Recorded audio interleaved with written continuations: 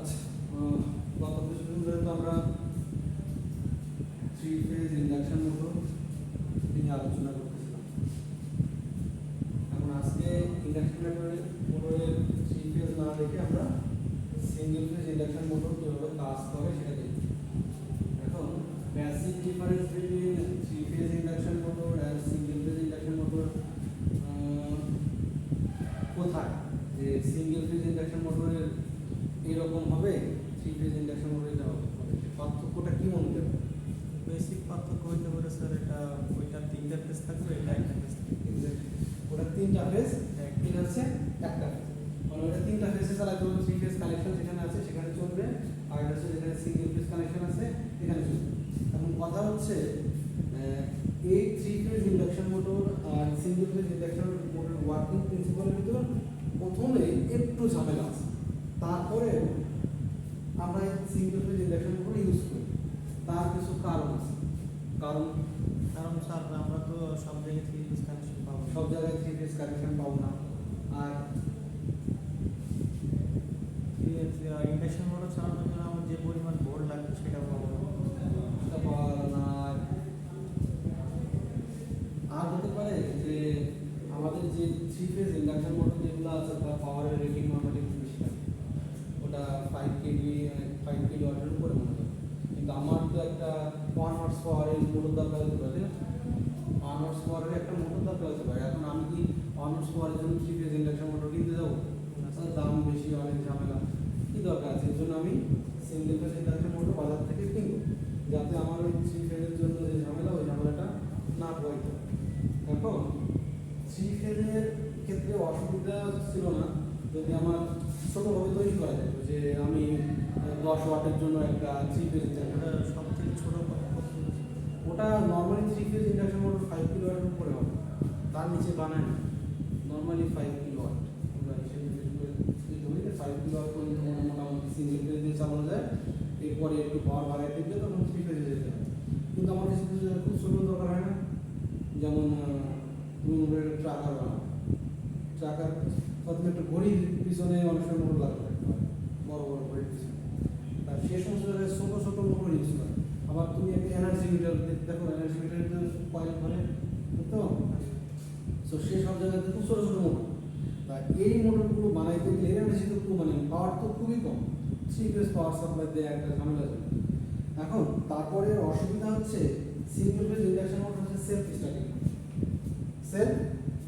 মানে সে তুমি পাওয়ার দিলে single phase induction motor run করবে না, কখনোই সম্ভব। তুমি একটা সিঙ্গেল ফেজ ইন্ডাকশন মোটরে যদি নর্মাল প্রিন্সিপালে তুমি বানাও, কোনো ঝামেলা ছাড়া শুধু একটা ফেজ তুমি কানেক্ট করলে, একটা নর্থ পোল একটা সাউথ পোল বানিয়ে রেখে তুমি কানেকশনটা দিলে, ওই সিঙ্গেল ফেজ ইন্ডাকশন মোটর কোনোদিনও মানে মানে নিজে নিজে স্টার্ট হবে, সেলফ স্টার্ট হবে। ওটা পজ করে যাবে। বেসিক ডিফারেন্স হচ্ছে তাহলে এটা হচ্ছে যে সিঙ্গেল ফেজ, ওটা হচ্ছে থ্রি ফেজ। আর একটা ডিফারেন্স হচ্ছে এটা হচ্ছে থ্রি ফেজ ইন্ডাকশন মোটর হচ্ছে সেলফ স্টার্টিং, আর সিঙ্গেল ফেজ ইন্ডাকশন মোটর হচ্ছে সেলফ স্টার্টিং না। যদিও সেলফ স্টার্টিং না, কিন্তু লো পাওয়ারের জন্য এটা মোটামুটি সুবিধাজনক, এই জন্য আমরা সিঙ্গেল ফেজ ইন্ডাকশন মোটর বানাই। Single phase induction motor application বলতেছে এখানে কিছু কিছু অ্যাপ্লিকেশন, যে ওয়াশিং মেশিনে যে মোটরটা ইউজ করা হচ্ছে সিঙ্গেল ফেজ ইন্ডাকশন মোটর। আবার তুমি যদি এখন ফ্রিজের যে ইয়ে দেখছো, ফ্রিজের ভিতরে একটা মোটর দেওয়া থাকে কম্প্রেসারের ভিতরে, দেখছো কখনো? ফ্রিজের ভিতরে কম্প্রেসারের ভিতরে একটা মোটর আছে, কম্প্রেসারের ভিতরে দেওয়া থাকে, বাইরে থেকে দেখা যায় না। তো সেটা একটা সিঙ্গেল ফেজ ইন্ডাকশন। ক্লকসের ইউজ করা, ড্রিল যেগুলো ড্রিল মেশিন আছে, ড্রিল করতেছে না, ওগুলো সিঙ্গেল ফেজ ইন্ডাকশন মোটর। আবার পাম্প যেগুলো আছে আমাদের বাসা বাড়িতে, সেন্ট্রিফিউগাল পাম্প, পানি তোলার জন্য যে পাম্প ব্যবহার করি, সেগুলো হচ্ছে আমার সিঙ্গেল ফেজ ইন্ডাকশন মোটর। এছাড়াও অনেক জায়গায় আছে যে জায়গায় সিঙ্গেল ফেজ ইন্ডাকশন মোটর ব্যবহার করা হয়। সিঙ্গেল ফেজ ইন্ডাকশন মোটরের কনস্ট্রাকশনের মূলত দেখতে এমন ছোটখাটো জিনিস, দুইটা উইন্ডিং থাকে, একটা হচ্ছে মেইন উইন্ডিং আর একটা হচ্ছে অক্সিলারি উইন্ডিং। মেইন উইন্ডিং আছে আর একটা অক্সিলারি উইন্ডিং। একটার ভিতরে দুইটা উইন্ডিং পেছনে থাকে, একটা হচ্ছে সব সময় কাজ করে আর একটা হচ্ছে শুধু স্টার্টিং এর সময় কাজ করে। একটা রোড ছিল এটাতে, আর এটা তো রোডও থাকে, এটা দেখাচ্ছে। সো এখানে আমার উইন্ডিং থাকবে, মোটরের চারপাশে একটা পেজ থাকবে, পেজের ভিতরে স্লট অবশ্যই থাকবে এবং এগুলো ইভেন্ট নাম্বার অফ স্লট, সব কিছুই ঠিক আছে। খালি উইন্ডিং পেঁচানোর সময় এটা হচ্ছে সিঙ্গেল ফেজ উইন্ডিং হবে আর ওখানে হচ্ছে থ্রি ফেজ উইন্ডিং হচ্ছে, তাছাড়া অন্য কোনো পরিবর্তন নেই। এখানে যে স্টেটও দেখতে পাচ্ছ, স্টেটের যে কোডটা আছে ওই কোডটাকেও ঠিক একইভাবেই স্লাইস করে স্লটগুলো করা হয়েছে এবং স্লটগুলো ইভেন্ট নাম্বার। আর উইন্ডিং এর কথা বলা হচ্ছে, এখানে দুই ধরনের উইন্ডিং আছে, একটা পিছনের দিকে থাকে, একটা সামনের দিকে থাকে। একটাকে বলা হয় রানিং কয়েল, একটাকে বলা হয় স্টার্টিং কয়েল। স্টার্টিং কয়েলের কাজ হচ্ছে অনেক সময় যে শুধু স্টার্ট করেই ছেড়ে দেন, স্টার্ট করার পরে মনে করো যে মূল স্পিডে যদি 70 থেকে 80% স্পিডে পৌঁছে যায় তাহলে একটা সেন্ট্রিফিউগাল সুইচ থাকে। এই সেন্ট্রিফিউগাল সুইচ নর্মালি দেখা গেলো যে 800 আরপিএম ঘোরার কথা, এই 70 থেকে 80% পৌঁছাইলে মোটামুটি এই সুইচটা ওপেন হয়ে যায়, তখন ওই রানিং উইন্ডিংটা থাকে আর হচ্ছে যেগুলো স্টার্টিং উইন্ডিংটা নর্মালি খুলে যায়। সেন্ট্রিফিউগাল সুইচ বোঝাবে কীরকম? সেন্ট্রিফিউগাল মানে হচ্ছে তার একটা নির্দিষ্ট আরপিএম এ ঘুরলে সুইচটা ওপেন হয়ে যাবে।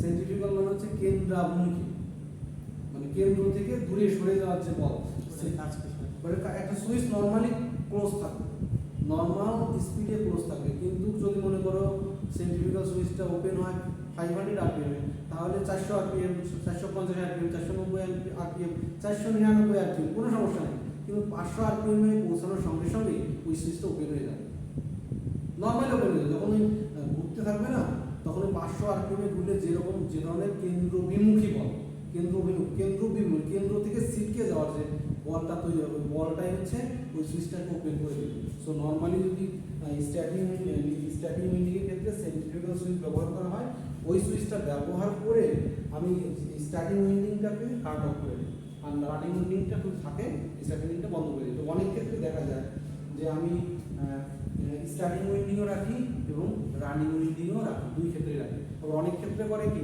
যে স্টার্টিং উইন্ডিংয়ের রেজিস্ট্যান্সটা একটু বেশি থাকে, স্টার্টিং উইন্ডিংয়ের রেজিস্ট্যান্সটা একটু বেশি থাকলে যেটা হয় কি সে ফল লস করতে থাকবে বেশি। সো এই জন্য অনেক ক্ষেত্রে হচ্ছে স্টার্টিং উইন্ডিংয়ের ক্ষেত্রে সাধারণত কাট অফ করে রাখে নর্মাল রানিং কন্ডিশন। ওকে, এখন এইখানে আগে কানেকশনের মতোই এখানে একটা রোটর থাকবে, এই যে রোটরটা দেখতে আগেরটার মতোই, কিন্তু এটা হচ্ছে থ্রি ফেজ, আগেরটা ওল্ড টাইপ রোটর যেটা দেখেছিলাম যে থ্রি ফেজ উইন্ডিং প্যাটার্ন থাকবে, এটা এখানে সেরকম কিছু থাকবে না। এখানে হচ্ছে just square phase induction motor যেরকম ছিল ঠিক সেরকম, দুই পাশে বার শর্ট করে দেওয়া থাকবে, মাঝে হচ্ছে বারগুলো এই স্লটের মধ্যে বসানো থাকবে, ভিতরে কি কোড থাকবে, তাই তো? আর এই যে পাশে যে ইয়েগুলো দেখা যাচ্ছে যে একটু বের করা আছে, এগুলো ফ্যান ব্লেডস। ওই আগে বলছিলাম যে ইন্ডাকশন মোটর একটু গরম হয়ে যেতে পারে, গরম থেকে রোধ করার জন্য এই দেখো এখানে এই বড় বড় করে রাখা আছে, পাখার ভিতরে যখন জোরে ঘুরবে তখন একটু বাতাস প্রডিউস করে সেই বাতাসটা মোটরটাকে অনেকটা ঠান্ডা রাখবে। এখন এই ইন্ডাকশন মোটর সেলফ স্টার্টিং না, মানে সে নর্মালি ঘুরে না, তুমি যদি তাকে সিঙ্গেল ফেজ সাপ্লাই দাও সে ঘুরবে না।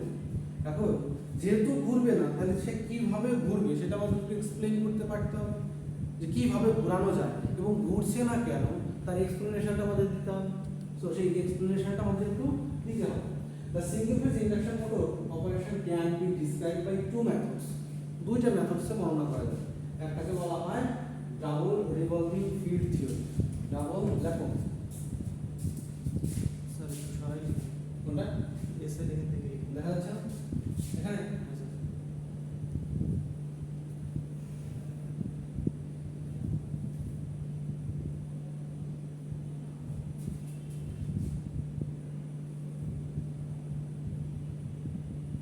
ডাবল রিভলভিং ফিল্ড থিওরি, আরটা কি ক্রস ফিল্ড থিওরি।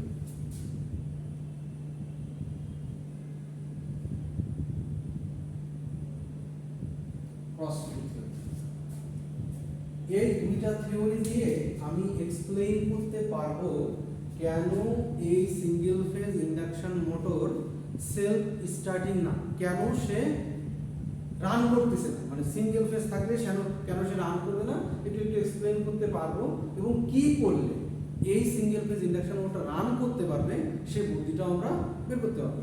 এই দুইটা বুদ্ধির ভিতরে এই ডাবল রিভলভিং ফিল্ড থিওরি, এই বুদ্ধি দিয়ে এক্সপ্লেইন করা মোটামুটি একটু সুবিধাজনক, সহজ, একটু সুবিধাজনক। ক্রস ফিল্ড থিওরিটা একটু আরো একটু জটিল কিছু চিন্তা করতে হয়, তো আমরা দুটোই করব, দুইটা দিয়ে কীভাবে এক্সপ্লেন করা যায় সেই জিনিসটা একটু দেখবো, যে ডাবল রিভলভিং ফিল্ড থিওরি কী বলে এবং ক্রস ফিল্ড থিওরি কী বলে, তার থেকে মোটটা কীভাবে স্টার্ট করা যায় সেই জিনিসটা একটু দেখবো।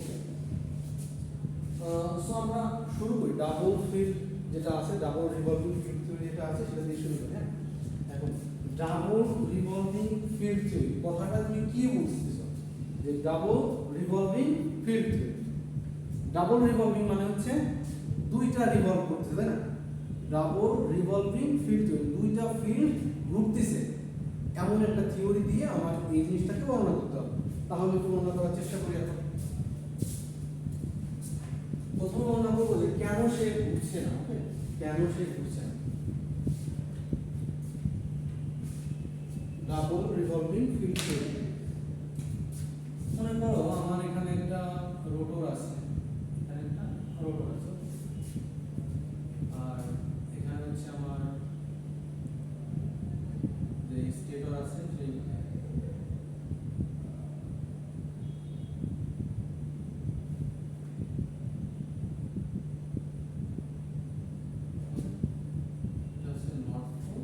এটা হচ্ছে নেগেটিভ নর্থ পোল বা সাউথ পোল। এখন এই যে সোর্স সাপ্লাইটা দিয়েছি, এই সাপ্লাইয়ের জন্য যে ফ্লাক্সটা আসছে সেটাকে বলতেছি আমি ফাইএস, এই ফ্লাক্সটাকে বলতেছি আমি ফাইএস। এই ফাইএস কে ম্যাথমেটিক্যালি দুইটা ফেজরে ভাগ করে দেখানো যায়, একটা হচ্ছে ফরওয়ার্ডের জন্য আর ক্লকওয়াইজ ডিরেকশন এবং এন্টি ক্লক, ফরওয়ার্ড কম্পোনেন্টস এবং ব্যাকওয়ার্ড কম্পোনেন্টস। ফাইএস এর দুইটা ভাগ আছে, একটা হচ্ছে ফাই এফ আর একটা হচ্ছে ফাই বি।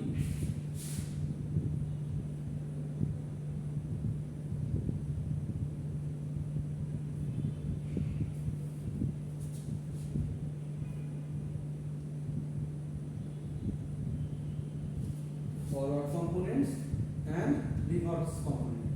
যখন আমি একটা এসি সাপ্লাই দিব সিঙ্গেল ফেজের জন্য, তার পাশে দেখা যাচ্ছে, পাশে যাচ্ছে যেগুলো লিখছেন সেটা দেখা যাচ্ছে।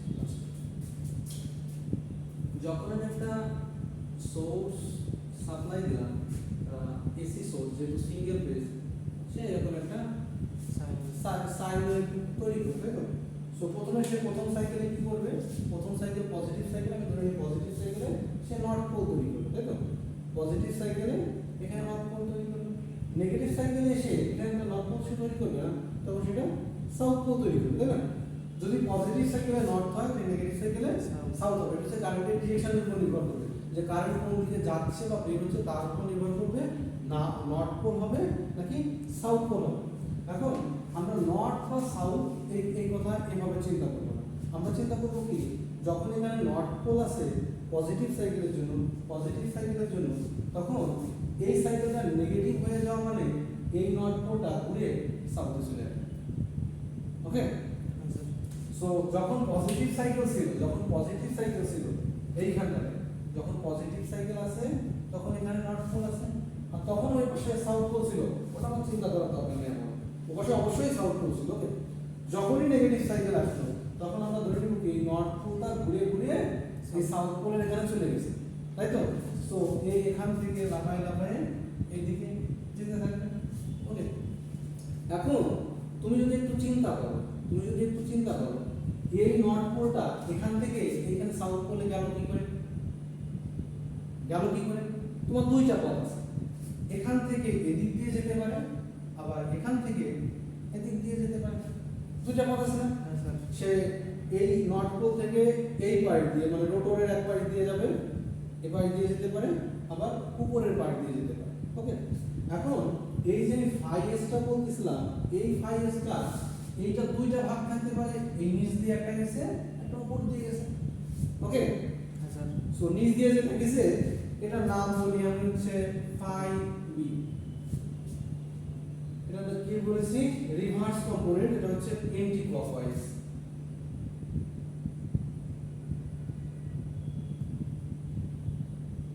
এন্টি ক্লকওয়াইজ মানে ঘড়ির কাঁটার বিপরীত দিকে এটা ঘুরতেছে, ঘড়ির কাঁটার বিপরীত দিকে। আর এটা ফরওয়ার্ড কম্পোনেন্ট, এটা হচ্ছে ক্লকওয়াইজ।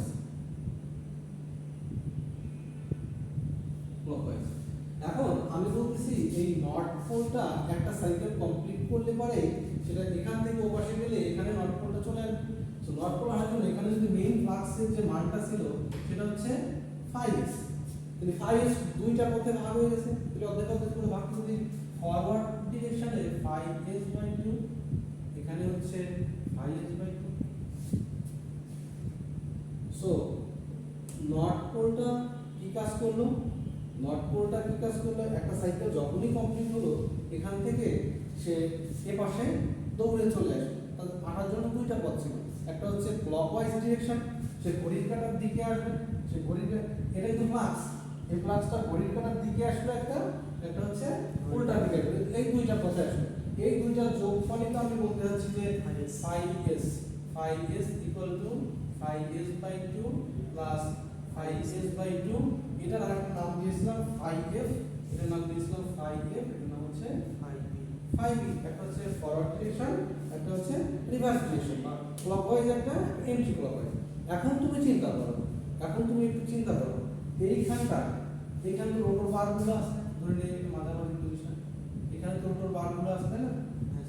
রোটর বার এখানে আছে না? সো এখানে কিছু রোটর বার আছে, এখানে রোটর বার আছে। এইখান দিয়ে যে ফ্লাক্সটা যাচ্ছে, ধরে নিই মাঝামাঝিতে নিউট্রাল, সো এইখান দিয়ে যে ফ্লাক্সগুলো যাচ্ছে এই পথ দিয়ে, সেই ফ্লাক্সটা এই রোটর বারের ভিতর দিয়ে গেছে। তাহলে এই রোটর বারের ভিতর দিয়ে যদি যায়, সে একটা টর্ক তৈরি করবে রোটর বারে। কারণ এখান থেকে ফিল্ডটা যখনই ওই দিকে ঘুরতে থাকবে, তখন ওই ফিল্ডের সাথে সাথে রোটর বারটা ঘোরার চেষ্টা করবে, তাই না? ইন্ডাকশন মতো তাই হবে। সো ফিল্ডের সাথে সাথে এই রোটর বারগুলো টর্ক অনুভব করলো, সেটা হচ্ছে এফ টি এফ, ফরওয়ার্ড ডিরেকশনে যে টর্কটা, তাই না? এটা কিন্তু দেখো ক্লকওয়াইজ, এই যে টর্কটা অনুভব করলো এটা হচ্ছে ক্লকওয়াইজ। এখন এটা তো অর্ধেকটা ফ্লাক্স এই পাশে দিয়ে গেছে, অর্ধেকটা ফ্লাক্স উপর দিয়ে গেছে, তার জন্য আমি ফরওয়ার্ড টর্ক পেয়েছি টিএফ। এখন আর অর্ধেক দিয়েছে এই পাশে দিয়ে, আরো অর্ধেক নিচ দিয়ে গেছে। এখন আরো অর্ধেক নিচ দিয়ে দিলে এখানে কিন্তু একটা ফ্লাক্সের জন্য একটা টর্ক তৈরি হবে টিবি বা রিভার্স ডিরেকশন। দেখো এই দুইটা টর্ক একটা অপরটা উল্টা দিকে না? হ্যাঁ স্যার। সো এইটা এদিক দিয়ে যাচ্ছে, এটা তার উল্টা দিক দিয়ে যাচ্ছে, মানে একটা অপরটাকে বাধা দেওয়ার চেষ্টা করতেছে, একটা অপরটাকে বাধা দেওয়ার চেষ্টা করতেছে। যেহেতু এটা 5 প্লাস 5/2 5s/2, ফ্লাক্সের মান যেহেতু সমান, সো এখানে যে পরিমাণ টর্ক হবে নিচেও ঠিক একই পরিমাণ টর্ক হবে, তাই না? সো এটা যদি একবার এদিকে ঘোরার চেষ্টা করবে, সাথে সাথে উল্টা দিকে ঘোরার চেষ্টা করবে, একবার সামনের দিকে ঘোরার চেষ্টা করবে, আবার উল্টা দিকে ঘোরার চেষ্টা করবে। উপরে যতটুকু ঘুরবে নিচ থেকে তবে মানে ঘোরার সুযোগই পাবে না, সে খুব ফ্রিকোয়েন্সি তো অনেক হাই, ফ্রিকোয়েন্সি তো অ্যাটলিস্ট 50 হার্টজ অ্যাটলিস্ট। তো 50 হার্টজ যদি থাকে খুব দ্রুত এটা এদিকে ঘোরার চেষ্টা করবে, আবার উল্টা দিকে ঘোরার চেষ্টা করবে। নিচেরটা হচ্ছে তার উল্টা দিক, সামনেরটা উল্টা দিকে, এর জন্য এটা হচ্ছে ঘুরবে না। এখন এটাকে আমি মানে সহজ ভাষায় বলতেছি ডাবল রিভলভিং ফিল্ড থিওরি। এইটাকে আমি একটু ফেজরের সাহায্যে একটু ব্যাখ্যা করি যে ফেজর দিয়ে অ্যাকচুয়ালি এটা কিভাবে বর্ণনা করে, ফেজর দিয়ে অ্যাকচুয়ালি এটা কি রকম দেখতে, অ্যাকচুয়ালি কেমন হচ্ছে, এটা ফেজর দিয়ে একটু দেখি, মানে পিকচারিক্যালি দেখলাম, এটা ছবিতে দেখলাম। নর্মালি এখন ছবিতে দেখলাম যে ঘটনাটা কি ঘটতেছে। এখানে যে নর্থ পোল ছিল, এই নর্থ পোলটা যখন পজিটিভ সাইকেল ছিল, নর্থ পোলটা এখানে ছিল, কোনো সমস্যা নেই। কিন্তু যখনই নেগেটিভ সাইকেল আসবে, শুরু করতে আসবে, তখন ওই নর্থ পোলটা ঘুরে দিয়ে পাশে চলে আসবে। যখনই ঘুরিয়ে পাশে আসবে, সে আসবে কয়টা পথে? দুইটা পথে আসতে পারে, এপাশ দিয়ে এপাশ দিয়ে। সো উপর দিয়ে যখন যাবে, উপরের কন্ডাক্টরগুলোকে সে কাট করবে, কাট করলে উপরের কন্ডাক্টরটা একটা টর্ক তৈরি করবে, সেটা ক্লকওয়াইজ টর্ক। আবার নিচ দিয়ে যখন যাবে, নিচের কন্ডাক্টর একটা টর্ক তৈরি করবে, সো সেটা হবে এন্টি ক্লকওয়াইজ টর্ক। সো দুইটা টর্ক হবে একটা অপরটার অপোজিট, কারণ দুইটা টর্ক যে তৈরি হয়েছে তার জন্য ফ্লাক্স হচ্ছে সেম। যেহেতু ফ্লাক্স সেম, সেহেতু টর্কের মান সেম হবে, সো মোটরটা ঘুরতে পারবে। এখন এটা ফেজর দিয়ে একটু বর্ণনা করার চেষ্টা করি যে কিভাবে এটা ঘটে। ওকে,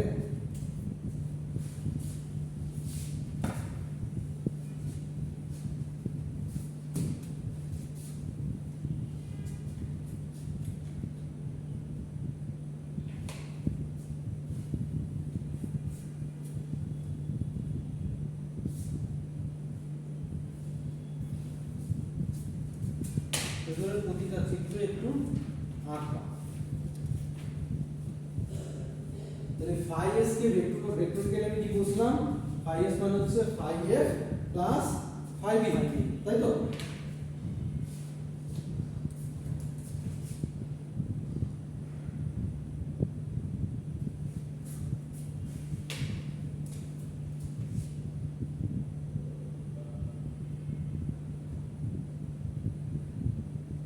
এটার নাম হচ্ছে T1,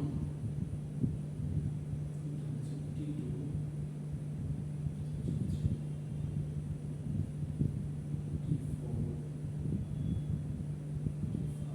দেখি স্যার টাইম T6, হ্যাঁ, T7, T7 এর পরে কি আসবে? T7 ওটা হলো T7 হবে, এটা হলো T7,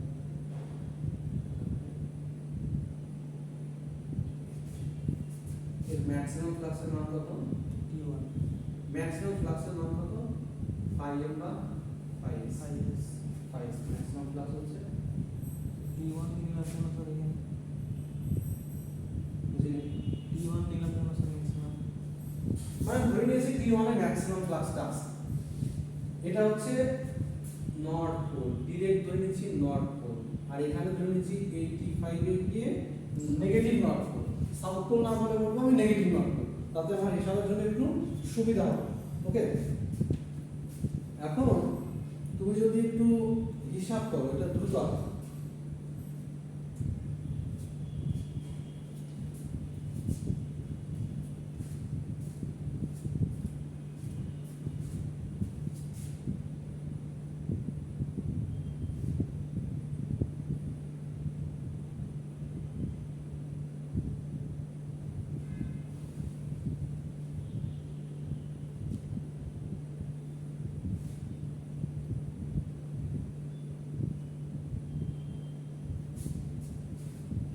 এই T8 এবং T2 তে আমার অবশ্যই কিন্তু এটা √3 দিয়ে ভাগ, √2 দিয়ে ভাগ হওয়ার মতো একটা মানে আরএলএস হলো 7.707 আসবে, হ্যাঁ।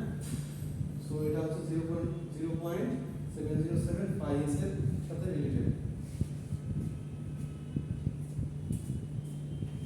আচ্ছা, এবং এই ভ্যালুগুলো ঠিকঠাক লিখো, 0.07 কোন পজিশনে আসছে, একটা T8 এ আসছে, একটা T3 তে আসছে, আবার নেগেটিভ আছে দেখো, একটা হচ্ছে T4 এ, T6 এ।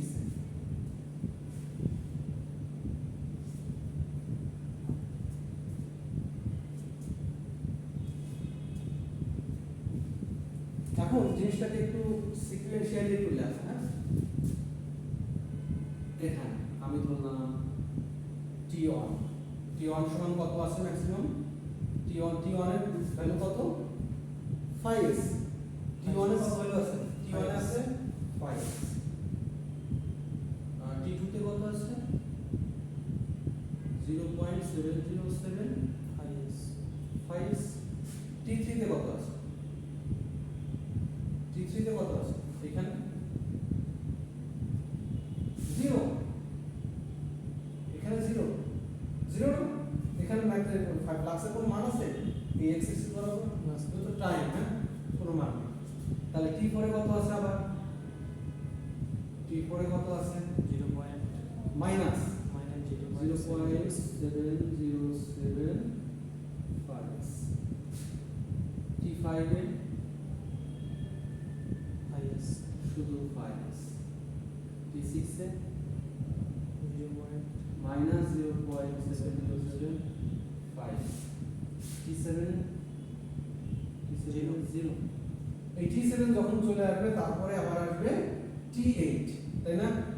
হ্যাঁ স্যার T8 এ কত আছে 0.707 0.707 phi s, এই T8 এর পরে আমার T1 টা শুরু হবে।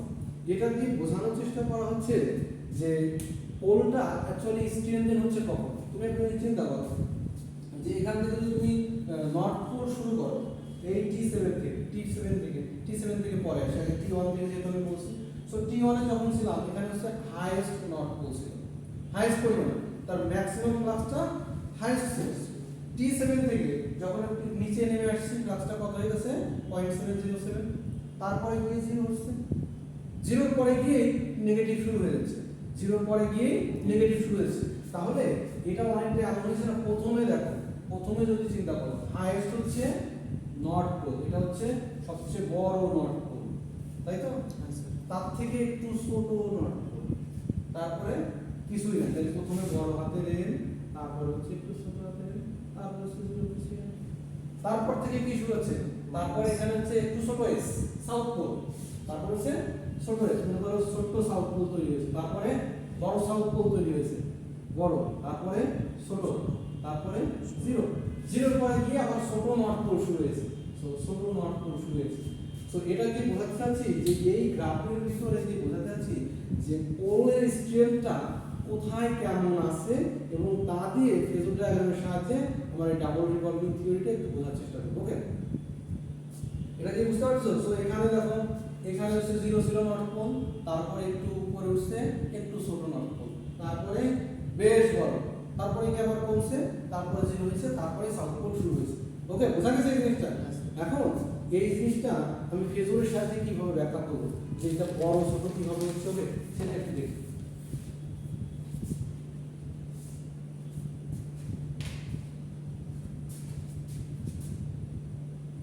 এই পর্যন্ত আসেন। আর স্যার এটা একটু দিন। আচ্ছা, আপাতত বসে দিয়ে রাখো। এখন প্রথমে চিন্তা করি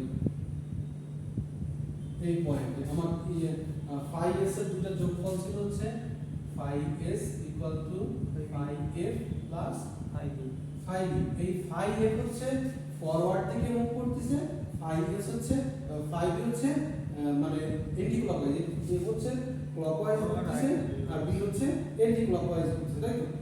এখন এই পজিশনে যখন ফাই এসটা ম্যাক্সিমাম, যখন ফাই এক্সটা ম্যাক্সিমাম, তখন phi A phi B, phi F এবং ফাই বি এর ডিরেকশন একই দিকে। সো ফাই এস এখানে হচ্ছে ম্যাক্সিমাম, তখন এর সাথে প্যারালাল ছিল হচ্ছে phi F and phi B. Phi, এই ফাই এস এবং ফাই এস এর সঙ্গে দুটো প্যারালাল ছিল, সো দুইটা যোগফল একই দিকে গেছে, দুইটা ভেক্টরকে যোগ করছেন। ওকে, দুইটা ভেক্টরকে আমি যোগ করার চেষ্টা করতেছি। এটা হচ্ছে টি অন টাইম, এটা হচ্ছে কখন করছে T1 টি অন টাইম, মানে আমি যখন এই জায়গাতে ছিলাম, যখন এই জায়গাতে ছিলাম তখন ম্যাক্সিমাম ফ্লাক্স ছিল হচ্ছে ফাই এস দুইটার যোগফল। এখন টি টু টাইমে আসি, টি টু টাইম, এখন আসি টি টু টাইম এইখানটা, এখন আসছি টি টু টাইম।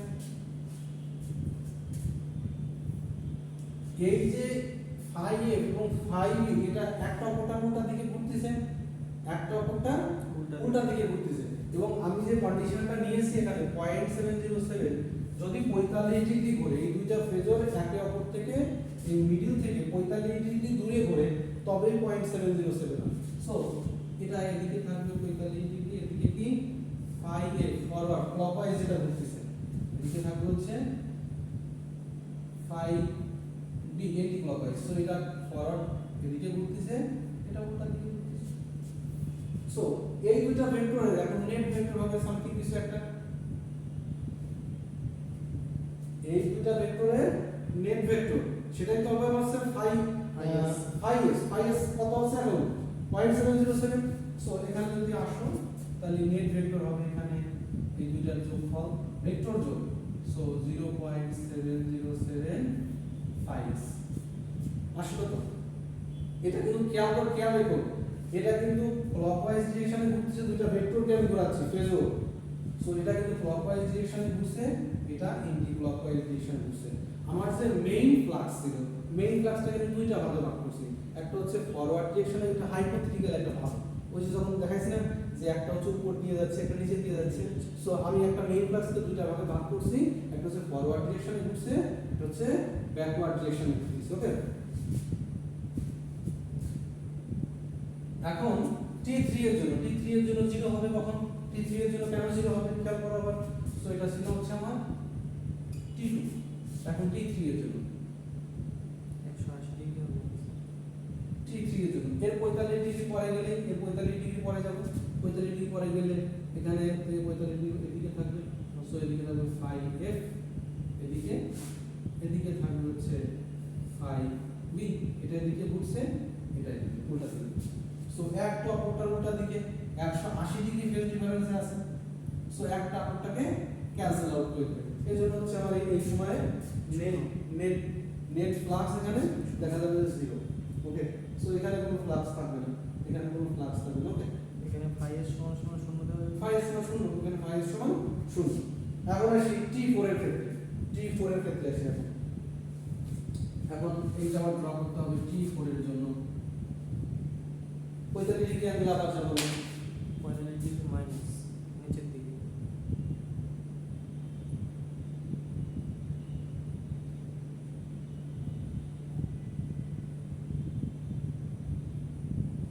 তাহলে এখানে ফাই হচ্ছে বি, এখানে হচ্ছে ফাই হচ্ছে এফ। সো এটা ফরওয়ার্ড ছিল, এটা রিভার্স ছিল, একটা অপরটাকে ক্রস করে গেছে, একটা অপরটাকে ক্রস করছে। ফাই এফ বাম পাশে হবে, হ্যাঁ, ফাই এফ বাম পাশে হবে, ফাই এফ ফাই এফ না ওটা তো ঘুরছে, ওটা থেকে ঘুরে ঘুরে চলে গেছে। আমি যদি এই ফাই দিই, ফাই বি হবে না, এটা তো ঘুরছে, আমি ঘোরার ডিরেকশন তো চেঞ্জ করতে পারবো না। এটা যেভাবে ঘুরছে সে ঘোরার ডিরেকশনটা আমি চেঞ্জ করতে পারবো, ঠিক একই ভাবে ওকে আমার ঘোরাইতে হবে। ওকে, ওটা স্যার 180 ডিগ্রিতে, এরপর 45 ডিগ্রিতে আসছে না আবার। এখানে ছিল হচ্ছে 90, এখানে ছিল 45, তারপরে এসে 90, তারপরে- 90 পরে গিয়ে কত এখন? 90 এর সাথে 45 যোগ করে যা হয় তাই। তাহলে ফাই বি এই পাশে হবে না? 5 এখানে কত ছিল? আচ্ছা, হিসাব করি। এটা 90, এটা হচ্ছে এখানে 40 ছিল, এখানে এখানে ছিল। আচ্ছা, এটা হচ্ছে 45, তারপরে গিয়ে 90, আচ্ছা এখানে 5 দরকার, এখানে 5, সরি। সো 5b, এটা হচ্ছে 5, তাই তো? সো 5b ডিরেকশন এখন এইদিকে আছে, এটা ডিরেকশন এখনো এদিকে আছে। এখন এই দুটার ভিতরে আমি যেহেতু ওই একইভাবে আবার অ্যাঙ্গেল এরকম একইভাবে আছে, সো এর মিডল দিকে আমি নিচের দিকে একটা টপ পাবো, মানে নিচের দিকে একটা ফ্লাক্স পাবো, কিন্তু এই ফ্লাক্সের এটা মেইন ফ্লাক্সের উপরের দিকে ফাইএস, এটা এখন নেগেটিভ হয়ে যাবে না? Minus phi S. ফাইএস মানে নেগেটিভ, ফাইএস নেগেটিভ মানে কি? এটা এখন নর্থ পোল কি আছে আর সাউথ পোল। এখন নর্থ পোল নেই, এখন কিন্তু সে সাউথ পোল ক্রিয়েট করে ফেলছে। যখন আমি আসছি T4 এ যখন আসছি তখন সে সাউথ পোল ক্রিয়েট করছে। তো এটা হচ্ছে T4, এটা হচ্ছে আমার T4। ওকে, T4 এ আমি সাউথ পোল হয়ে গেছি। সব সময় তো একটা অঙ্কটা উল্টা দিকে যাচ্ছে, তাহলে একটা অপরটা উল্টা দিকে যাচ্ছে, একটা অপরটা উল্টা দিকে যাচ্ছে। আবার এখন দেখি এর হাইয়েস্ট স্পিডটা দেখি আমরা ছেড়ে দেই, T5 T5। সো T5 এর জন্য তুমি চিন্তা করো, এখন T5 এর জন্য এটা কিন্তু উল্টে যাবে, উল্টে বলতে কি প্যারালাল চলে আসবে।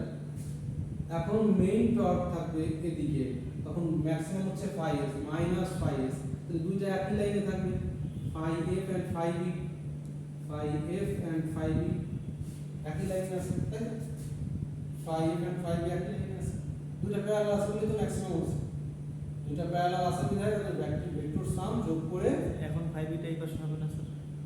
5b টা তো এখন আমি আলাদা করে দেখাতে পারবো না, 5 এবং 5b একই লাইনের উপরে আছে। তুমি যদি বলো এটা 5 এখানে লিখতে পারো, কোনো সমস্যা নাই, কিন্তু দুইটা একই, এটা আমি আলাদা করে দেখাইছি, কিন্তু দুইটা একই লাইনের উপর চলে আসছে। এখন কোথায় আছে? এই এই এই পিকে আছে না, এখন এই পিকে আছে তো, সো দুটো একই প্যারালাল থাকে, প্যারালাল দিছি কিন্তু প্যারালাল থাকে, তুমি এই দুটো একই লাইনে প্যারালাল মানে কি, তাহলে তো এক কোণের অ্যাঙ্গেল হচ্ছে 0 ডিগ্রি, সো একটা অপরটার উপরে থাকে, একটা অপরটার উপরে থাকে। তিনটা প্যারালাল দিছি কিন্তু স্যার 5b টা এই পাশে দেখাইছি।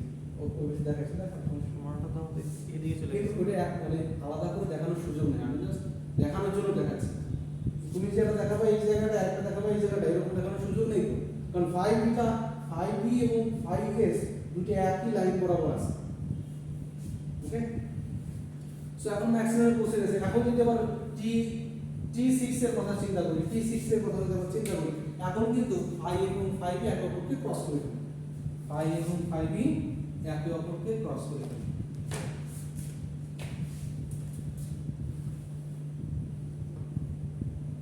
সো এখানে থাকবে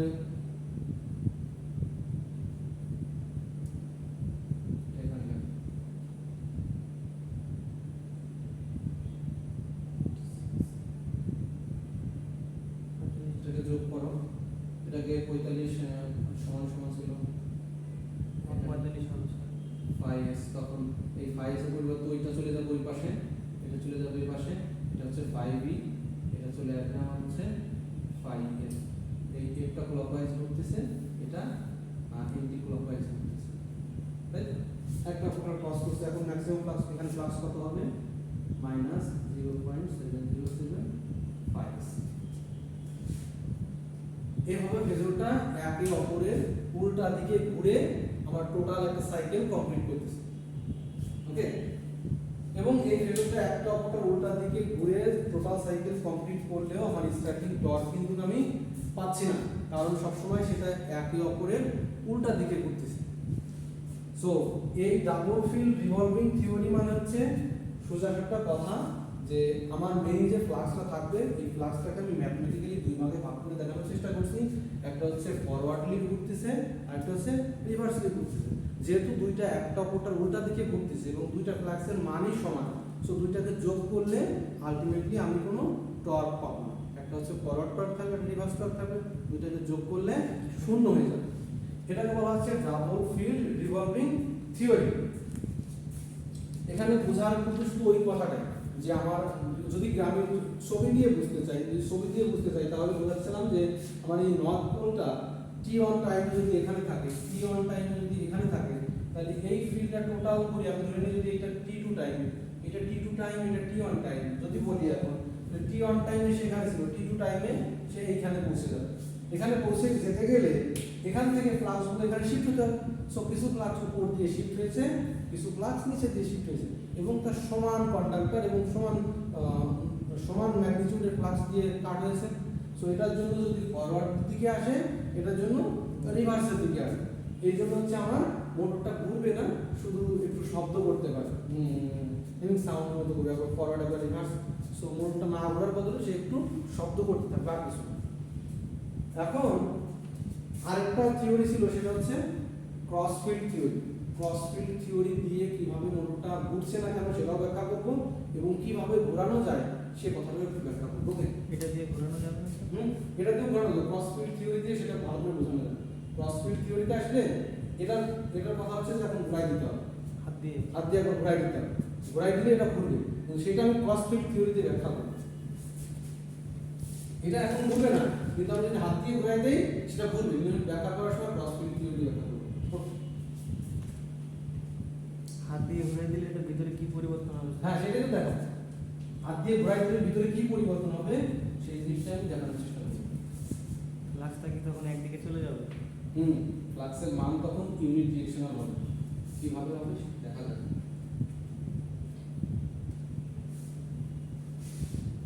Fleming's left hand rule, right hand rule এবং ম্যাক্সওয়েলের কারেন্টের ডিরেকশনের রুলের কথা মনে আছে? যে যদি একটা কারেন্ট এদিকে যায়, তাহলে আমি যদি কারেন্টের ডিরেকশনের থামটা রাখি, ম্যাক্সওয়েলের সূত্র অনুসারে থামটা রাখি, তাহলে হাত যদি বাঁকা করি যে দিক দিয়ে ঢুকবে, এটা হচ্ছে কারেন্টের দিক দিয়ে ঢুকবে, না ফ্লাক্সের দিক দিয়ে ঢুকবে, দিক দিয়ে বের হবে। একটা সূত্র ছিল না এরকম? হ্যাঁ স্যার, ফিজিক্স আর স্যার রাইট হ্যান্ড রুল। হ্যাঁ, ম্যাক্সওয়েলের রাইট হ্যান্ড রুল দেখো।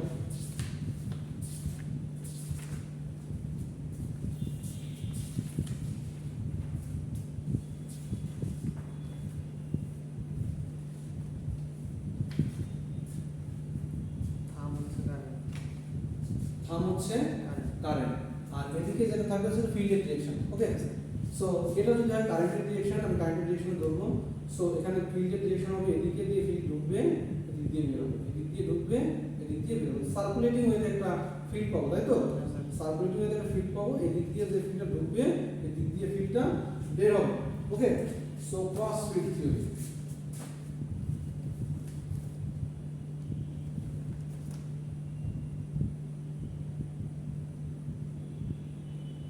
ক্রস ফিল্ড থিওরি, আচ্ছা।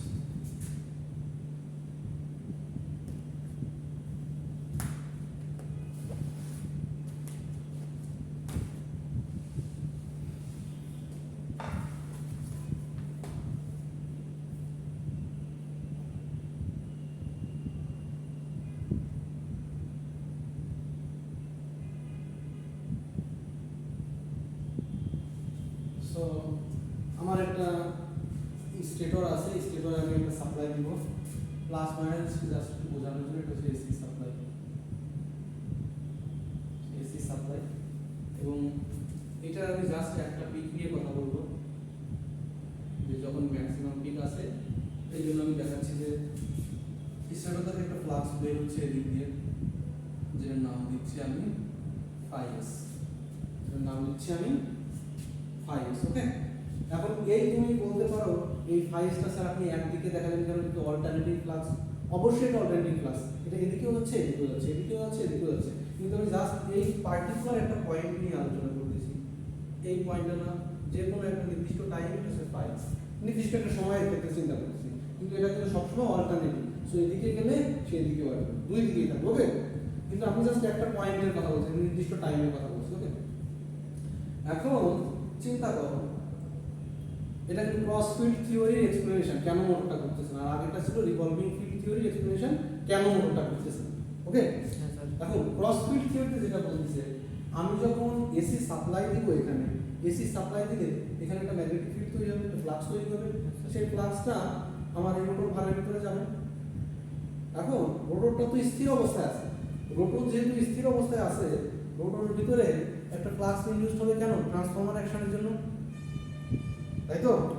রোটরের ভিতরে একটা ভোল্টেজ ইনডিউসড হবে ট্রান্সফরমার অ্যাকশনের জন্য। এখন এই যে ভোল্টেজটা ইনডিউসড হবে, এটা লেন্জের ল অনুযায়ী কি বলে, যে এর ডিরেকশন যেদিকে হবে, এর ডিরেকশনটা উল্টা দিকে হবে, উল্টা দিকে হবে, তাই তো? সো আমার এখান থেকে একটা ফিল্ড জেনারেট করছে, সেই ফিল্ডের ডিরেকশন ছিল আমার এদিকে, সেই ফিল্ডের ডিরেকশন ছিল এদিকে। তাহলে ট্রান্সফরমার অ্যাকশনের জন্য, যেহেতু স্ট্যান্ড স্টিল অবস্থায় আছে, এখনো স্থির অবস্থায় আছে, সো আমি বলছি ট্রান্সফরমার অ্যাকশনের জন্য এখানে ভোল্টেজ তৈরি হবে রোটর বারের ভিতরে, সেই ভোল্টেজটা একটা ম্যাগনেটিক ফ্লাক্স তৈরি করবে, কারেন্ট তৈরি করবে, তার জন্য একটা ফ্লাক্স তৈরি হবে, যে ফ্লাক্সটা হচ্ছে উল্টা দিকে। সো এই ফ্লাক্সটা হচ্ছে উল্টা দিকে একটা ফ্লাক্স আসে, সো এটা হচ্ছে ফাই এস, এটা হচ্ছে ফাই আর, যেহেতু রোটরের ফ্লাক্স, রোটরের ফ্লাক্স।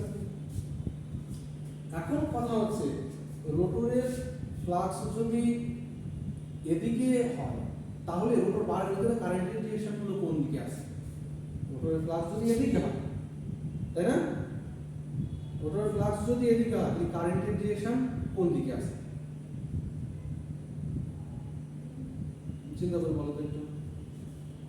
কারেন্ট এই কন্ডাক্টরের কোথা দিয়ে ঢুকবে, কোথা দিয়ে বের হবে? এই কন্ডাক্টরের কারেন্ট কোথা দিয়ে ঢুকবে, কোথা দিয়ে বের হবে? তুমি যদি চিন্তা করো, এটা দিয়ে বের হচ্ছে, এটা দিয়ে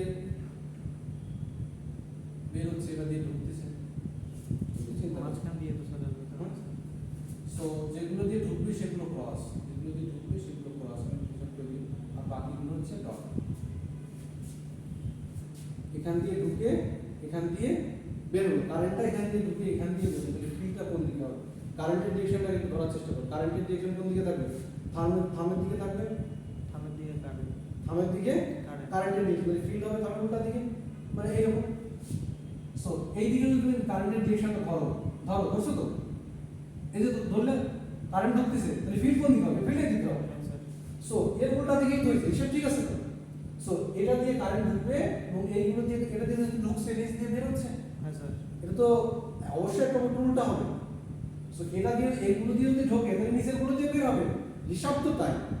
সো দেখা যাচ্ছে যে এই ফিল্ডটা তৈরি করতে গেলে কারেন্টটা উপরের গুলো দিয়ে ঢোকে, নিচের গুলো দিয়ে বের হয়। এখন তাই যদি হয়, তাহলে টার্নিং ফোর্সটা কিসের উপর নির্ভর করবে? এই টার্নিং ফোর্স যেটা হচ্ছে, এটা equation T, T equal to phi S into phi R sine theta. এই থিটা হচ্ছে ফাই এস এবং ফাই আর এর ভিতরে অ্যাঙ্গেল, ফাই এস এবং ফাই আর এর ভিতরে অ্যাঙ্গেল।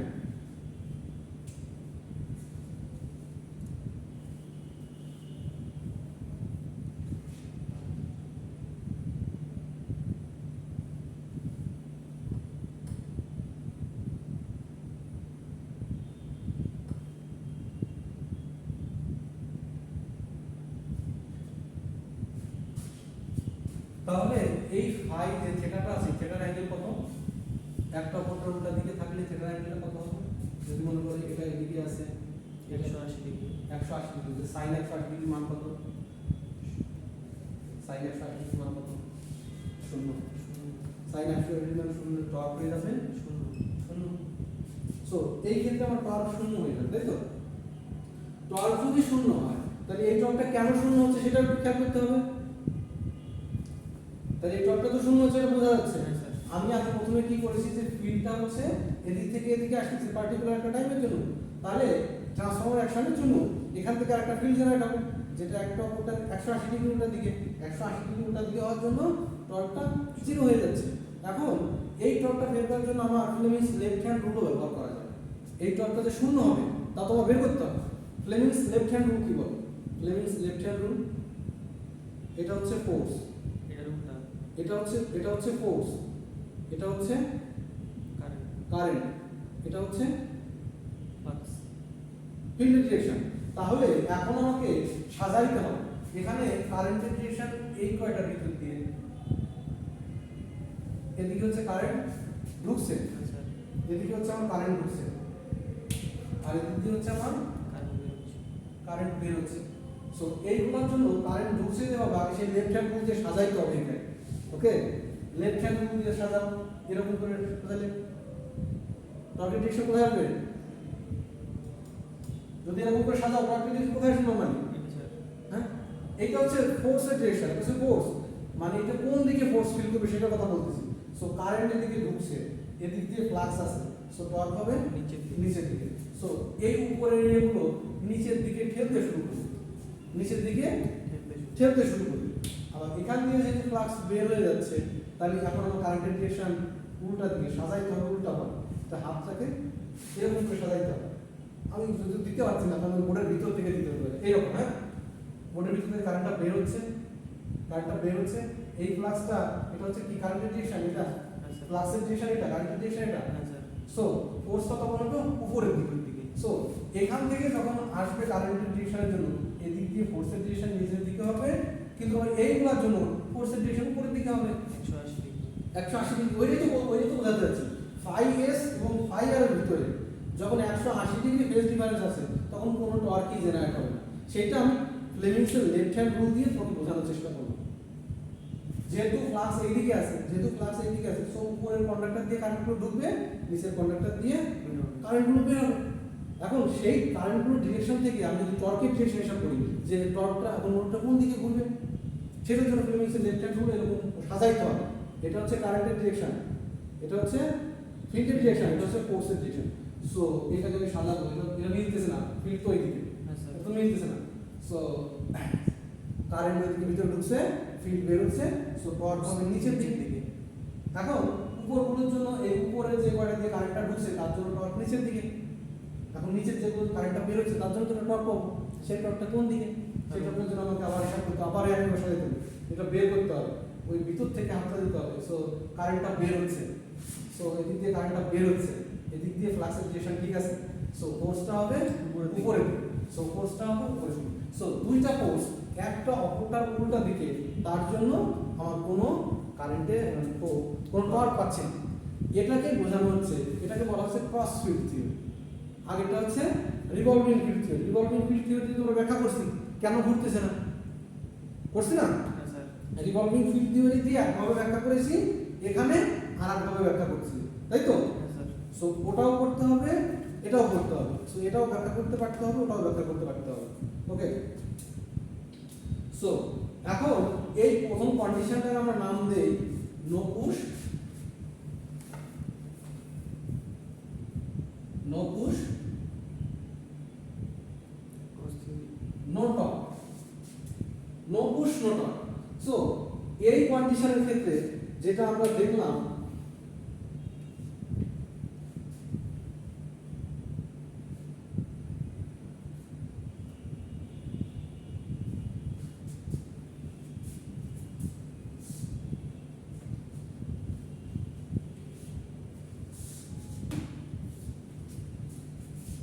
সো প্রথম কন্ডিশনের ক্ষেত্রে আমি ব্যাখ্যা করার চেষ্টা করলাম মোটরটাকে আমি মুভ করিনি, কোনো পুশ করিনি, কোনো এক্সট্রা কোনো প্রেসার দিতে ঘোরানোর কোনো টর্ক দেই নাই।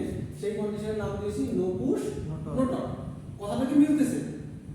আমি কি করেছি, একটা সাপ্লাই দিয়েছি, সাপ্লাই দিয়ে রেখেছি কিন্তু এটাকে কোনো ঘোরাই দেয়নি এবং আমি বলতেছি এটা ঘুরবে না, তা ব্যাখ্যা করবো। ব্যাখ্যা করার জন্য প্রথমে কি বললাম যে আমার যেহেতু এখানে একটা সাপ্লাই দিয়েছি, সাপ্লাইয়ের জন্য এখানে ট্রান্সফরমার অ্যাকশনের জন্য রোটরের ভিতরে একটা ভোল্টেজ তৈরি হবে এবং একটা ফ্লাক্স তৈরি হবে। সেই ফ্লাক্সটা হবে আমার সাপ্লাই ফ্লাক্সের উল্টা দিকে, যেহেতু একটা অপরটার উল্টা দিকে 180 ডিগ্রি ফেজ ডিফারেন্সে আছে, সো কোনো টর্ক হবে না। এটা হচ্ছে সামনাসামনি ব্যাখ্যা। এর ভিতরে ব্যাখ্যা আর কি আছে যে যখন ফ্লাক্সটা উল্টা দিকে হচ্ছে তার মানে কি, ফ্লাক্সটা উল্টা দিকে হচ্ছে মানে উপরের কন্ডাক্টরগুলোতে কারেন্টটা ঢুকছে, নিচেরটা দিয়ে বের হচ্ছে, তার জন্য ফ্লাক্সটা এরকম হচ্ছে, না হলে এরকম হতো না। ফ্লাক্সটা যদি উল্টা দিকে হতো, ফ্লাক্সটা যদি উল্টা দিকে হতো তাহলে উপরের কন্ডাক্টর দিয়ে কারেন্টগুলো ঢুকতো, নিচের কন্ডাক্টর দিয়ে বের হতো।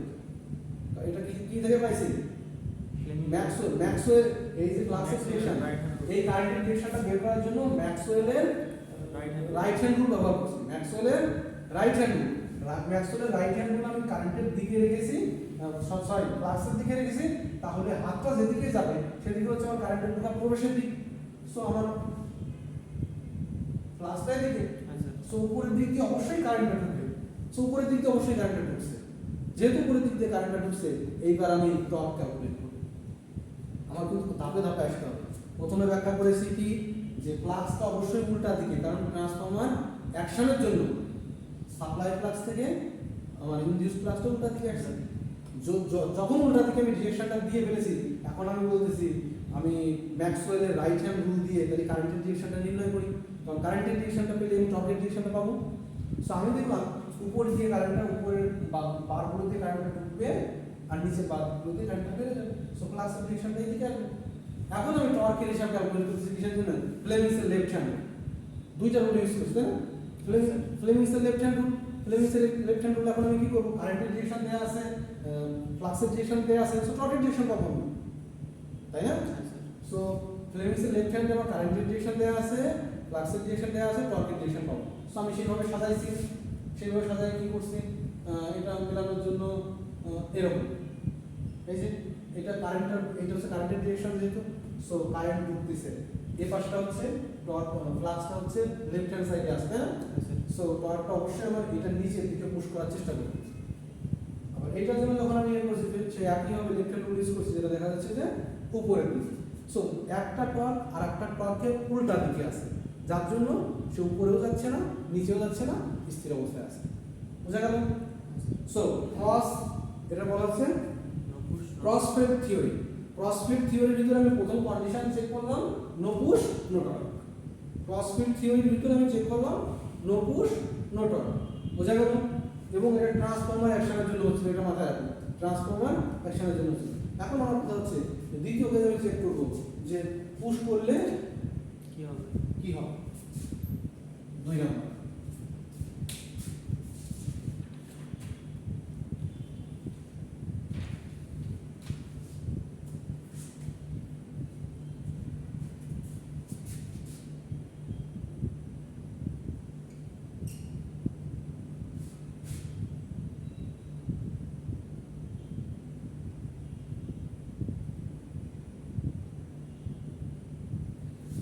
বলতেছে যে ইনিশিয়াল একটা পুশ ইউজ করবে, মানে হাত দিয়ে ঘোরাবা, যে কোনো কিছু দিয়ে একটা ঘোরাও, যেদিকে তুমি ঘোরাবা রিভলভিং কি মানে আমার এবার মোটরটা সেই দিকে ঘুরতে শুরু করবে, যেদিকে ঘোরাবা ওইদিকে মোটরটা ঘুরতে শুরু করবে।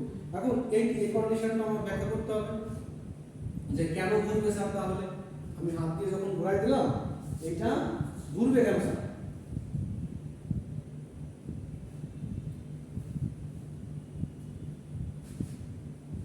সেটার জন্য আমরা আবার একটু ব্যাখ্যা করি।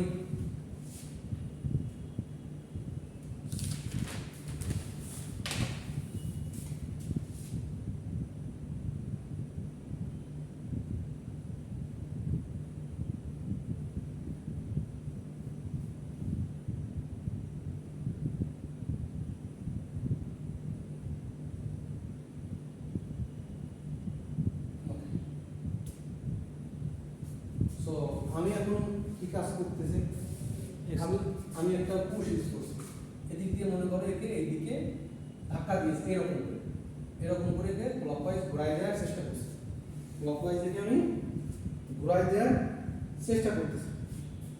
এখন এখানে যে ঘটনাটা ঘটবে, এখানে যে ফিল্ডটা তুমি রেখেছো, ফিল্ডে যে তুমি একটা রোটর বারকে ঘোরাচ্ছ তাহলে এখানে একটা জেনারেটরের মতো কাজ করবে, ডাইনামিক ইন্ডাকশন।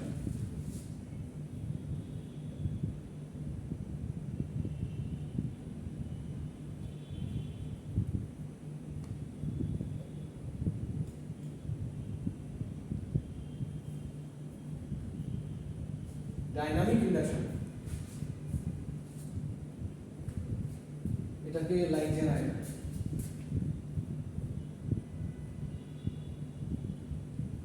Light generator. এখন আমি কি করছি, একটা ফিল্ড যেহেতু আছে, আমি কি করেছি, রোটর বারটাকে একটু হালকা ঘুরাই দিয়েছি।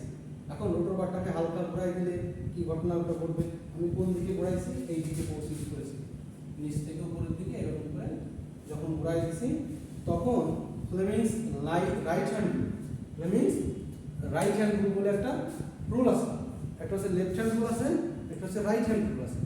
লেফট হ্যান্ড রুল হচ্ছে আমার মোটরের জন্য প্রযোজ্য, রাইট হ্যান্ড রুল হচ্ছে আমার জেনারেটরের জন্য প্রযোজ্য। ওকে, হ্যাঁ মনে থাকবে,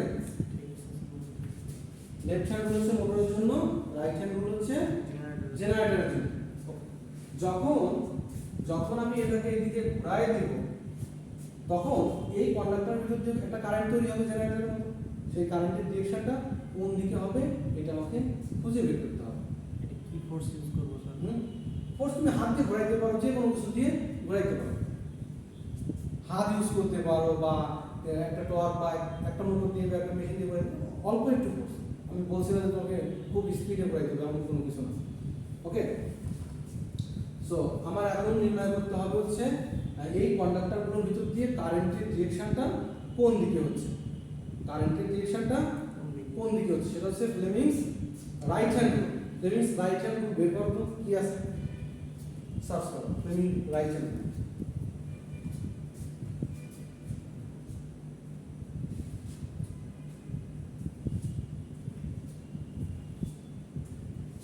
একটা ফোর্সের ডিরেকশন, একটা ফ্লাক্সের ডিরেকশন, একটা হচ্ছে কারেন্টের ডিরেকশন।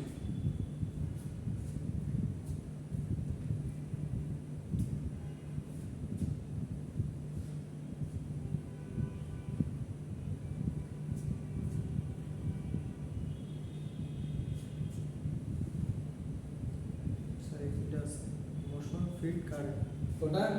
এটা মোশন, এটা এটা মোশন, হ্যাঁ স্যার, এটা ফিল্ড, এটা কারেন্ট। কারেন্ট।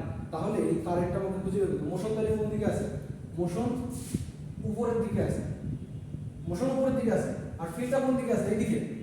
ফিল্ড এখন এদিকে আসতেছে, সো আমার মোশন হচ্ছে উপরের দিকে। এটা কি মিলতেছে? মনে হয় স্যার। হ্যাঁ, এটা যদি এরকম করি, মোশন ফিল্ড কারেন্ট, এটা যদি মিলাতে চাই কিভাবে মেলানো যায়? এটা ফিল্ডের ডিরেকশন এরকম হবে,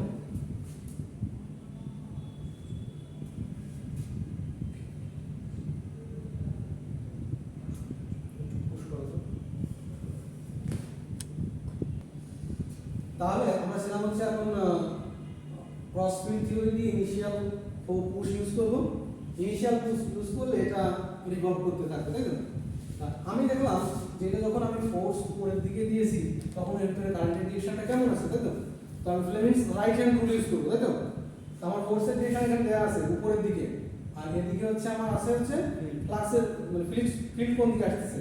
তো এদিকে আমি দেখবো, খেয়াল করো, আমার ফিল্ড হচ্ছে এটা, এটা হচ্ছে আমার ফোর্স, এটা হচ্ছে আমার কারেন্টের ডিরেকশন। সো আমি ফিল্ডের সাথে ফোর্সের ডিরেকশনটা মিলাই। আমি চাচ্ছি এই কন্ডাক্টরের ভিতরে কারেন্টটা কোন দিকে আসছে সেটা দেখার জন্য। ওকে, সো আমি এদিকে রাখলাম হাতটা, এদিকে ফিল্ড থাকবে, এদিকে ফোর্স থাকবে। সো অবশ্যই দেখা যাচ্ছে যে এই কন্ডাক্টরের ভিতরে কারেন্টটা এখন ঢুকবে, অবশ্যই ঢুকবে, তাই না? ফ্লেমিংস রাইট হ্যান্ড রুল সেটাই বলে। আর ফ্লেমিংস রাইট হ্যান্ড রুল কিসের জন্য প্রযোজ্য? জেনারেটরের জন্য প্রযোজ্য। সো আমাদের এটা যেটা হচ্ছে ডাইনামিক ইন্ডাকশনের কারণে এখানে একটা কারেন্ট তৈরি হবে, সেই কারেন্টের ডিরেকশন এখানে অবশ্যই আমার ভিতরের দিকে ঢুকতেছে। এইখানে এই কন্ডাক্টরগুলোতে কোনো কারেন্ট তৈরি হবে না, কারণ এখানে মোশন, ফোর্সের ডিরেকশন এবং এই ফ্লাক্সের ডিরেকশন একই দিকে। এই যে এই পয়েন্টগুলোতে, এই মাথার এই পয়েন্টগুলোতে এখানে কোনো কারেন্ট তৈরি হবে না, কারণ ফোর্সের ডিরেকশন এবং ফ্লাক্সের ডিরেকশন একই দিকে। সো এ পয়েন্ট দিয়ে কারেন্টটা আমার ঢুকতেছে, এই মাঝের বারগুলো দিয়ে কারেন্টটা অবশ্যই আসবে না, সো সাইডের বারগুলো দিয়ে কারেন্টটা বেরিয়ে আসবে। সো এর জন্য আমার তখন চিন্তা করতে হবে, এটা তো আমার এখন কারেন্টের ডিরেকশন পেলাম, কারেন্টের ডিরেকশন পেলাম, এই কারেন্ট এখন কোন দিকে ফ্লাক্স তৈরি করতেছে, যেটা রোটর ফ্লাক্স। আগেরবার কি দেখলাম, রোটর ফ্লাক্স ছিল এই দিকে, তাই না? রোটর ফ্লাক্স ছিল উল্টা দিকে।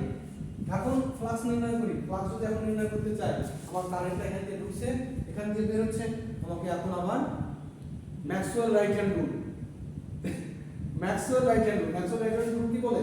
সো আমি হাতটা হচ্ছে আমার ফ্লাক্সের দিকে থাকবে, আর আঙুলটা হচ্ছে আমার, সরি এটা ভুল হলো, এই ফিল্ডটা তো স্যার এইদিকে থাকে, এটা থাকবে হচ্ছে ফিল্ডের ডিরেকশন, কারেন্টটা যেদিক দিয়ে যাবে, এটা থাকবে কারেন্টের ডিরেকশন। সো কারেন্ট, এটা হচ্ছে কারেন্টের ডিরেকশন, এটা হচ্ছে ফিল্ডের ডিরেকশন। কারেন্টটা স্যার এই পাশে, কারেন্টটা এটা হচ্ছে ফিল্ড, এই দেখো এটা হচ্ছে ফিল্ড, এটা হচ্ছে আমার কারেন্ট। এটা ফিল্ড স্যার, কোনটা? এটা এটা তো ফিল্ড, এইটা কারেন্ট, হ্যাঁ স্যার, এইটা কারেন্ট, এটা ফিল্ড।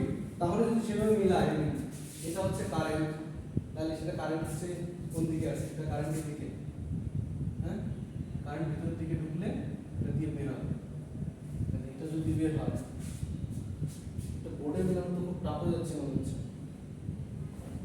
এদিকে যদি যায়, ফোর্সের ডিরেকশনটা আমাকে নির্ণয় করতে হবে, যে এখন ফোর্স কোন দিকে ফিল করতেছে।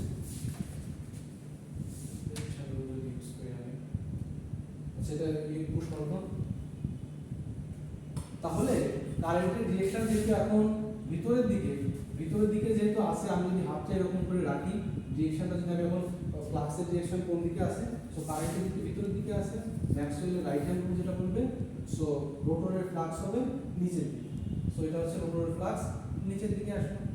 এখন এই ফাই এস এবং ফাই আর এর ভিতরে একটা অ্যাঙ্গেলের ডিফারেন্স আছে। আগে কিন্তু ফাই এস এবং ফাই আর এর ভিতরে যখন আমরা মোটরটাকে ঘোরাই নাই, তখন 180 তখন 180 ডিগ্রি ছিল phase difference, 180 degree phase difference ছিল।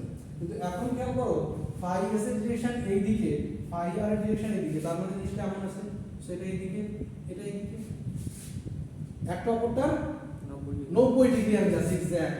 সো এটা হবে এখানে মনে করে একটা অপরটার ভিতরে 90 ডিগ্রি হচ্ছে আমার ফাই এস, এটা হচ্ছে আমার ফাই আর। সো টর্কের হিসাব কি বলে? সো টর্কের হিসাব বলে ইকুয়াল, এখানে একটা কনস্ট্যান্ট থাকার কথা ছিল, phi r into phi s sine 90 degree, sine 90 degree. So sine 90 degree মান কত? 1। So phi r phi s, এটা ম্যাক্সিমাম টর্ক হবে এই সময়। সো বোঝা গেল মোটরটা কেন এখন ঘুরবে? অ্যাঙ্গেলের ডিফারেন্স, অ্যাঙ্গেলের ডিফারেন্স তৈরি হয়ে যাবে। সো এই আমার যে স্টেটরের ফ্লাক্স এবং রোটর কারেন্টের ফ্লাক্সের একটা ডিফারেন্স তৈরি হবে, মানে অ্যাঙ্গেলের, ইলেকট্রিক্যাল অ্যাঙ্গেলের ডিফারেন্স তৈরি হবে। যখনই ঘুরাই দিব তখন এই দুইটা অ্যাঙ্গেলের ডিফারেন্স তৈরি হবে, অ্যাঙ্গেলের ডিফারেন্স তৈরি হলে আমার রোটরটা ঘুরতে থাকবে। এটাকে আমরা এক্সপ্লেইন করতে পারলাম যে রোটরটা কিভাবে ঘুরবে। এর জন্য আমার কয়টা সূত্র লাগছে? তিনটা সূত্র লাগছে। একটা হচ্ছে ফ্লেমিংস লেফট হ্যান্ড রুল, ম্যাক্সওয়েলের রাইট হ্যান্ড রুল এবং ফ্লেমিংসের রাইট হ্যান্ড রুল। সো আমার মোটরটা যখন স্থির অবস্থায় ছিল, তখন যদি কোনো পুশ না ইউজ করি, তখন এটা ব্যাখ্যা করবো হচ্ছে ট্রান্সফরমারের অ্যাকশনের মাধ্যমে, তাই তো? তখন ট্রান্সফরমারের অ্যাকশনের মাধ্যমে একটা ভোল্টেজ তৈরি হয়েছিল, সেই ভোল্টেজের একটা ফ্লাক্স তৈরি হয়েছিল, যে ফ্লাক্সের ডিরেকশন হচ্ছে এই ফাই এস এর 180 ডিগ্রি উল্টা দিকে। যেহেতু 180 ডিগ্রি উল্টা দিকে ছিল, তার জন্য সেখানে নেট টর্কের মান ছিল 0। এখন আমি কি করেছি, এই রোটরটাকে ঘুরিয়ে দিয়েছি। রোটরটাকে যেহেতু ঘুরিয়ে দিয়েছি, সে এখন একটা জেনারেটরের মতো কাজ করবে, কারণ একটা ফিল্ড আছে, ফিল্ডের ভিতরে যদি একটা আমি কন্ডাক্টিং ওয়্যার করে, তার ভিতরে একটা ভোল্টেজ বা কারেন্ট তৈরি হবে। ওকে, যখন সে ভোল্টেজ কারেন্ট তৈরি হবে, তখন যে কারেন্ট এবং ভোল্টেজের দিক আমি নির্ণয় করবো কি দিয়ে? Fleming's right hand rule. Fleming's right hand rule দিয়ে কারেন্টের ডিরেকশন নির্ণয় করবো। এবং কারেন্টের ডিরেকশন যখন নির্ণয় হয়ে গেল, সেই ডিরেকশন থেকে আমি এখন ফ্লাক্সের ডিরেকশন নির্ণয় করবো, যে এই রোটরের ভিতরে ফ্লাক্সের ডিরেকশন কোথায় আছে, এখানে ফ্লাক্সের ডিরেকশন নিচের দিকে আছে দেখা যাচ্ছে। সো এই স্টেটর এবং রোটরের ফ্লাক্সের ডিরেকশন যেহেতু 90 ডিগ্রি ডিফারেন্সে আছে, সো এদের ভিতরে একটা টর্ক প্রডিউস হবে, কারণ টর্ক ইকুয়েশন থেকে পাচ্ছি আমি। সো রোটরটা আস্তে আস্তে ঘুরতে শুরু করবে। বুঝা গেল? এই হচ্ছে সিঙ্গেল ফেজ ইন্ডাকশন মোটরের অনেক কথাবার্তা।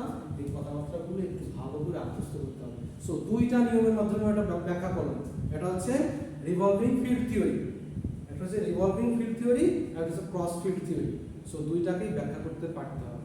এই সিঙ্গেল ফেজ ইন্ডাকশন মোটরের কয়েকটা ভাগ আছে, যেমন রেজিস্টার স্প্লিট ফেজ মেথড। এটাকে এখন কি করব, ফেজ স্প্লিট মেথড দিয়ে আমি স্টার্ট করা শুরু করব। সো এটা করার জন্য অটো করার জন্য আমি কি করব, এই স্টেটরের ফ্লাক্স এবং রোটরের কারেন্টের ফ্লাক্স, রোটরের যে ফ্লাক্স তৈরি হবে, সরি রোটরের স্টেটরের ফ্লাক্স এবং রোটরের ফ্লাক্সের মধ্যে একটা ফেজ ডিফারেন্স তৈরি করতে হবে, তাই তো?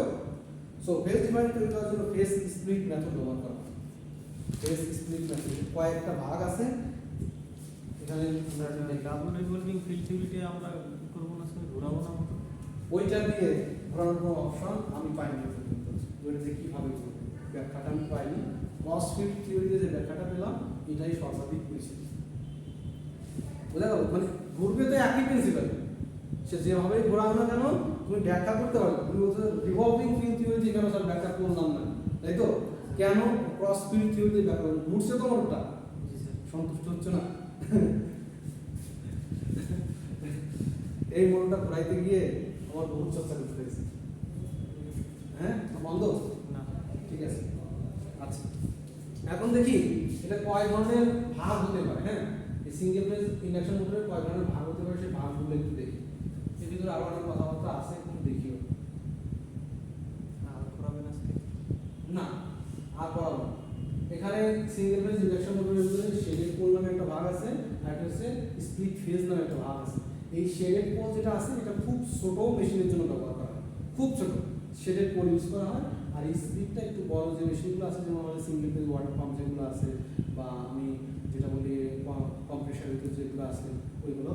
সো এই স্প্লিট ফেজ এটা খুবই পপুলার একটা জিনিস।